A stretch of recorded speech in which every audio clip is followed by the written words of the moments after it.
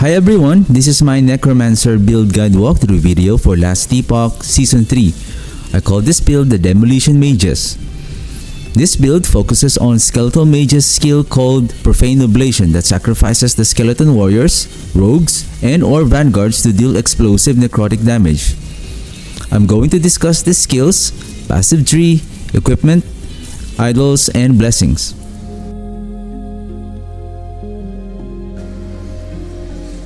The mechanic of this build is we are utilizing the sacrificing of our summoned skeletons that gives us a more offensive capability, at the same time giving us the defensive through the generation of ward.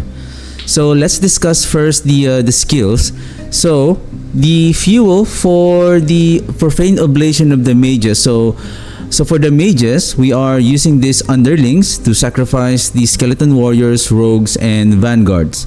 And we're just focusing on cast speed so that the faster that they cast, so that the faster that they can sacrifice those summoned skeletons. And we're also using this for further crit multiplier and health gain, and additional skeletal mages, and then more additive spell damage. For the skeletons, so we're just adding 2 additional skeletons on this skill tree, and then we are removing the archers so that all of our summoned skeletons will be only warriors. And we are using also these Empty of the Graves, wherein for each cast we are summoning at least maximum of 3 skeletons for each cast.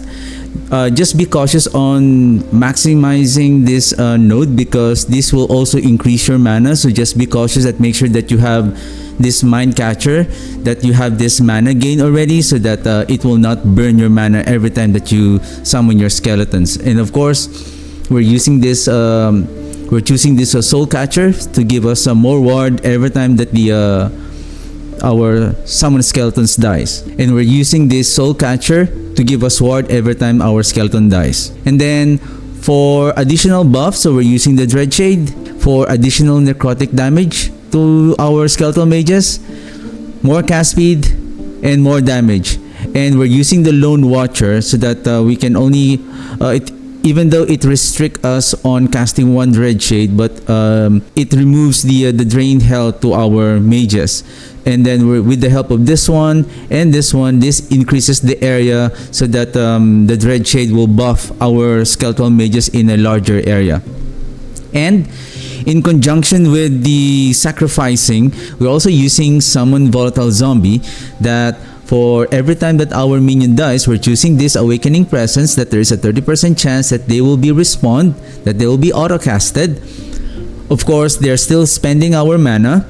And we're also choosing this Vital Ward, so that every time that they die, they will also give us some ward. And we're choosing this Pool of the Grave, so that at 16% life of the enemy, including the bosses, there be a chance that they will be killed instantly. And we're choosing this Shepherd of Thralls, so that every time that the volatile zombie dies, it will spawn a skeleton vanguard that will also serve as a fuel for the Profane Oblation of the mages. For the 5th skill, I don't find any additional skills that will buff the damage of the mages, and since we're utilizing necrotic damage, I just use this the Assemble Abomination to serve as our tank, at the same time generating ward by devouring the enemy so that it gives us ward. I'm using the Golem, the Wraith, the Volatile Zombie, including the Summoned Skeletons.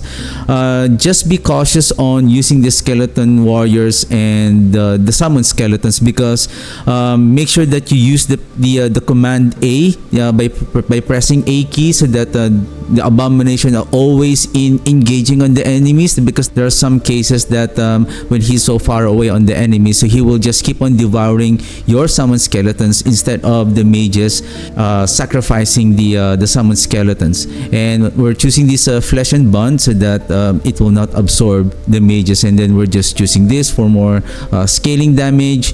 And we're also using this Reap of the Damned, since we're letting him to absorb the Wraith, so he will gain this necrotic damage as well. Going to our passive tree, so for the Acolyte skill tree, it's just pretty straightforward. So we're just choosing this, Dark Rituals, 2 points in this one, and 5 points on the Unnatural Preservation. And on our Necromancer passive tree, so we are maximizing Elixir of Hunger, Reclamation of Souls. So this one is very efficient since we are always sacrificing our minions. So the frequency of the minions are dying is so fast that we are generating a decent amount of ward on during the fight. And we're using this Curse of Blood. So at 5 points, our minions are now able to cast Mark for Death, and we're choosing this for a just 100% chance they will stack this Armor Shred. Armor Shred is reducing the physical armor of the enemies. Even though it's just a physical damage reduction, there is still a portion that our necrotic damage will still increase on that reduction. We're not choosing this 5 points anymore because we don't need that Vanguard chance to summon. It's just 12% chance. The Summon Volatile Zombie has more efficient on producing the Vanguard for us. 100% chance here on the Armor Shred, it should be enough. And then we're just put 4 here and then 5 here in order to get this Unbound Necromancy. We're just getting 3 just to get that an additional skeleton summon skeletons. And then Effigy giving us a additional damage reduction, and on top of this at 3-point bonus, this will help on, and again we're letting our minions die, therefore the frequency of the death of our minions is so fast that they are also, with this bonus, it also gives life to our minions. Therefore it gives our, especially our mages, the survivability on the battlefield. And we're also choosing this for increased health, increased critical strike chance, and we're also maximizing these Blades of the Forlorn for more critical strike multiplier on our minions. And then Disciples of Necromancy for more cast speed and an additional skeletal mages. So we will have a total of 5 skeletal mages in total. Now, the important passive nodes here is we're using this Moonlight Fire for that additional necrotic damage, and more importantly, this Rite of Undeath to maximize this as early as possible so that you can increase your necrotic resistance and your elemental resistances for defense, and especially the 7-point bonus that gives us, especially our minions, a 1% necrotic penetration for every 5% overcap on a specific resistances, which is the necrotic resistance. So this will give our Profane Oblation a significant boost on damage. And we're also choosing this Empty of the Graves. Even though the Skeleton Warriors and Vanguards are dying on the field, we still have enough, approximately around, you can maintain at least like 10 minions most of the time. So you're getting this an additional 16 times 10, that's 160 health regen. Moving on to our equipment. So the equipment here that I'm using is so for the equipment, the unique here that I'm using is the Mantle of the Pale Ox for that damage reduction, and then increased health and a bit of movement speed. I'm just using this for damage reduction and plus an additional increase in health. And in conjunction with this one, the increased healing effectiveness, we're also using the Death Rattle. So this one gives us gives our minion an increase, an additional critical strike multiplier, and then the regained health on minion death. Again, our minions are frequently dying, so we are getting this an additional health. So this gives us also more survivability on our Necromancer. And for the relic, I'm also using this Ambition of an Erased Acolyte. So again, because for even though this is when a nearby enemy dies, we gain at a maximum ward of 3,000 for every 2 seconds. That is, I would say, ideal, and it's big enough to give us a ward, especially during tough fights like Uber Aberoth.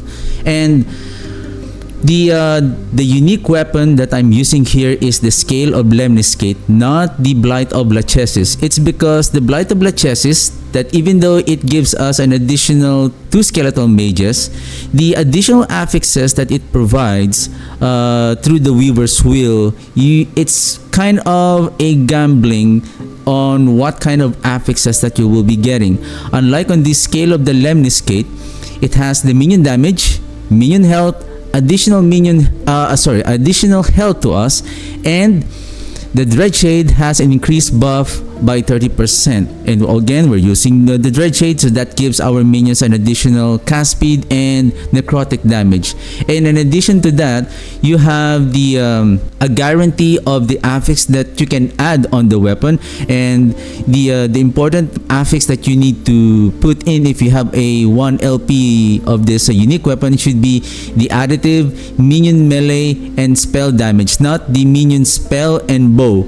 Choose the melee and spell because especially if you're using the Abomination, so you have this 2 minion additive damage on your minions. And then I'm just focusing on my armor. I'm just focusing on increasing the armor so that I can reach up to I was able to reach the armor mitigation to 45% to sustain heavy damage, especially for tougher bosses. And I'm not using the critical strike chance avoidance. I'm just using the armor to armor and damage reduction from critical strike chance avoidance. I'm focusing on more armor, and then increase health regen and increase in health and health regeneration. And then on the rings, I'm just using the this ivory ring. This will give us an additional necrotic resistance, and again, overcapping our necrotic resistance above 75%.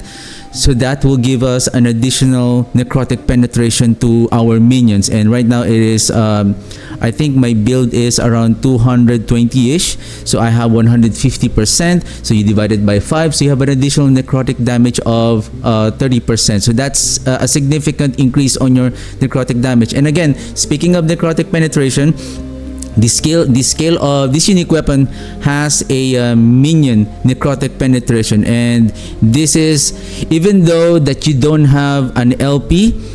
If you use this Scale of Lemniscate, based on my observation, this is still the same output and almost the same output as using a wand or an axe with a suffix with additional melee and spell or spell and bow additive damage.